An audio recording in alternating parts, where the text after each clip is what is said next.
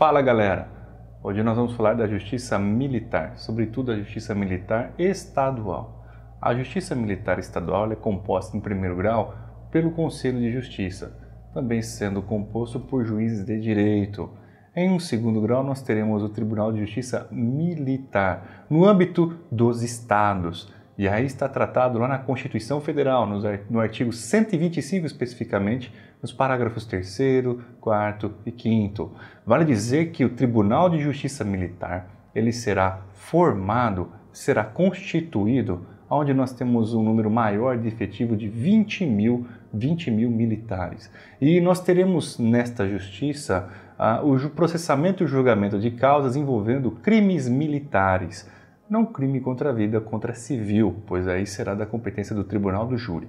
Eu quero ler com vocês alguns dispositivos. Olha na tela, vamos ler o artigo 125 e alguns parágrafos. Artigo 125 da Constituição Federal diz assim: os Estados organizarão sua justiça observados os princípios estabelecidos nesta Constituição.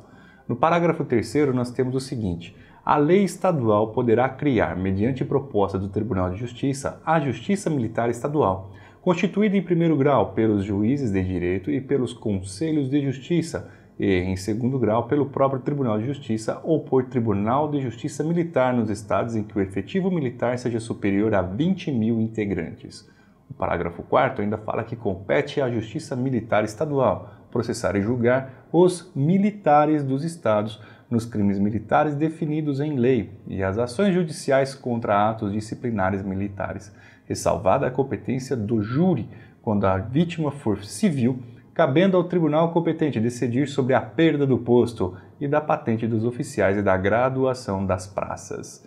O parágrafo 5º, em arremate, fala que compete aos juízes de direito do juízo militar processar e julgar singularmente os crimes militares cometidos contra civis e as ações judiciais contra atos disciplinares militares, cabendo ao Conselho de Justiça, sob presidência de juiz de direito, processar e julgar os demais crimes militares.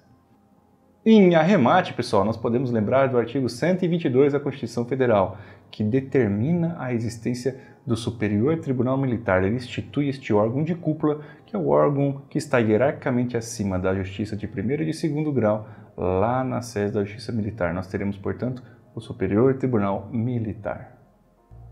Agora eu vou falar com vocês sobre os serviços auxiliares da Justiça. São os serventuários, os escreventes, escrivães também assim são denominados.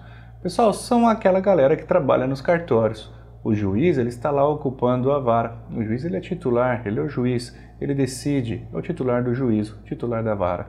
Porém, toda vara está coligada a um cartório, possui um cartório. Então, o juiz da vara civil ele tem o seu próprio cartório, o cartório da vara civil. O juiz da segunda vara tem também o cartório respectivo da segunda vara. Pessoal, o pessoal do cartório, a galera lá que trabalha internamente, são os escreventes, escrivães, que são os chefes. Eles são responsáveis para dar o impulsionamento aos processos. Eles recebem as petições, acostam no processo, juntam, geram certidões, levam o processo à conclusão para que o juiz possa decidir. Mas além dos escrivães e também dos escreventes, nós teremos os peritos. Os peritos são pessoas, meus caros, que atuam também para a elaboração de um parecer, de um laudo técnico. Porque o juiz ele não sabe de tudo, o juiz ele manja de direito. No entanto, matérias atinentes a outras disciplinas, ele se vale de alguém que tem o conhecimento específico da área. Aí entra em cena o perito. O perito ele pode ser um perito contador que vai elaborar um cálculo, um perito médico que vai realizar uma perícia. E aí, meus caros, estes peritos eles acabam manipulando a prova de modo a produzir, manipular aqui não no seu modo vulgar não, manipular no seu interagir com a prova, na realização, na elaboração dos cálculos, na resposta dos quesitos elaborados pelas partes. Os peritos, portanto, eles trazem esse parecer técnico, eles produzem o laudo e auxiliam o juiz na tomada da decisão mais adequada com aquele caso concreto a ele levado. Mas além dos peritos, nós temos também os contadores, a contadoria judicial, que faz, por exemplo, a elaboração de cálculos para fins de guias. Pois é, quando você tem que, às vezes, fazer algum recolhimento de alguma guia, a contadoria judicial, ela irá realizar estes cálculos se valendo de um contador. O juiz ainda conta com os oficiais de justiça, que irão fazer o cumprimento das ordens judiciais fora do juízo. Se tem que realizar uma citação, uma busca e apreensão, quem vai cumprir esta ordem é o oficial de justiça. O oficial de justiça é uma espécie de representante do juiz no cumprimento das ordens que são realizadas fora dos átrios do fórum. Aí, neste caso, ele irá promover uma busca e apreensão, buscar um bem na casa de determinado réu, na casa de determinada pessoa, fazer a intimação de alguém, entregar a citação. O juiz não vai abandonar o fórum e levar essas correspondências, ou seja, estes mandados até os réus. Não, ele se valerá, portanto, do oficial de justiça, que é como se fosse a extensão do próprio juiz, a fim de que seja cumprida determinada ordem judicial. Funciona também nos juízos, meus caros, o distribuidor. O distribuidor ele é de suma relevância e auxilia os juízes, pois ele recebe a petição, faz o registro onde se tem uma única vara e encaminha direto para o juiz a fim de que ele possa decidir se há um pedido liminar, que seja decidido rapidamente. Ainda, nas varas onde nós temos mais de um juiz, será levado a sorteio. Quem faz o sorteio para deliberar se vai para a primeira, para a segunda, para a terceira vara, é o próprio distribuidor. Uma vez feito o sorteio, então essa petição é encaminhada ao juiz assim, a fim de que ele possa apreciar pedidos que eventualmente são feitos em sede de liminar. Ainda é possível que o juízo se valha de um intérprete. Um intérprete, seja para coletar o depoimento de alguma pessoa com deficiência auditiva ou deficiência vocálica, ou ainda seja necessário fazer a tradução de um documento que foi realizado, foi confeccionado numa língua estrangeira, ele se valerá de um intérprete. Veja quanta gente nós temos auxiliando, o juiz a fim de que a tomada de decisão seja a mais acertada. Também temos a figura do depositário.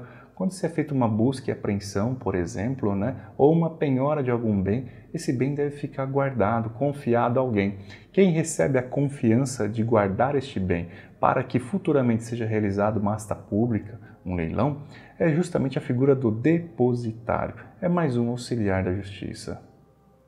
Também temos o administrador, figura do administrador judicial, tão conhecida lá na lei de falência, alguém que auxilia também o juízo. Pois, sobretudo na lei de falência, quando nós temos o início da falência, nós teremos o afastamento da pessoa do sócio, os sócios saem da administração do bem e o juiz nomeia um administrador, uma pessoa de sua confiança que irá fazer toda a contabilização do ativo, do passivo, pagar os credores, etc. Veja, é a figura do administrador judicial. Saiu fora com a lei de falência a figura do síndico, agora é administrador judicial. E por fim nós temos o inventariante. O inventariante que é nomeado num processo de inventário, uma vez que é ajuizada uma ação de inventário, a fim de que sejam colhidos e individualizados os bens deixados pelo de cujos, nós teremos o inventariante, a figura nomeada pelo juiz que ficará responsável por fazer toda a gestão deste patrimônio, dessa massa patrimonial, até que ao fim ela seja partilhada entre todos os herdeiros. Viram, pessoal? O juiz não age sozinho. Para que aquilo funcione, para que chegue ao final um processo, muitas das vezes é necessária a colaboração de várias pessoas. Veja que o oficial de justiça, o serventuário, o escrevente, é de fundamental relevância em todo e qualquer juízo, a fim que confira celeridade ao processo e também ainda segurança ao órgão judicial. Pessoal, falei com vocês já sobre a justiça militar e também sobre os serviços auxiliares da justiça. Agora eu vou finalizar esse vídeo para não te levar à exaustão e no próximo vídeo eu vou tratar sobre o Ministério Público. Vamos lá então? Não esqueça de deixar o teu like, o teu comentário se você curtiu e ainda inscreva-se no canal se você ainda não é e ative as notificações para sempre estar sendo atualizado das novas postagens. No próximo vídeo eu vou falar sobre o Ministério Público. Não saia daí, vamos lá!